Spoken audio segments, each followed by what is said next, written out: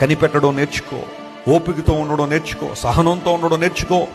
దైవజనుడు అన్నాడు, నేను సహనముతో ఏం చేస్తున్నాను, కనిపెడుతున్నాను అన్నాడు. ఎవరి కోసం ఈ కనిపెట్టడం? దేవుని కోసం. కొంతమంది మనుషుల కోసం కనిపెడుతుంటారు సహనంతో. అబ్బాయో అమ్మాయో ఎక్కడో విదేశంలో ఉంటారు, వారు ఎప్పుడొస్తారని కనిపెడతారు. బ్యాంకులో ఏదో రకమైన ఇన్వెస్ట్మెంట్ చేస్తారు, మంచి రిటర్న్స్ ఎప్పుడు వస్తాయి అని కనిపెడుతూ ఉంటారు.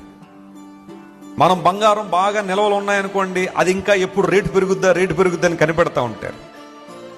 మనం ఎవరికైనా అప్పు ఇచ్చాము అనుకోండి, చెప్పండి, అప్పు ఎప్పుడు తిరిగి వచ్చేస్తుందా అని కనిపెట్టేవాళ్ళు కొంతమంది ఉంటారు. మనం అప్పులు తీసుకుంటే మాత్రం ఏం చేస్తాం చెప్పండి, మర్చిపోయిన ట్యాక్ చేస్తారు కొంతమంది.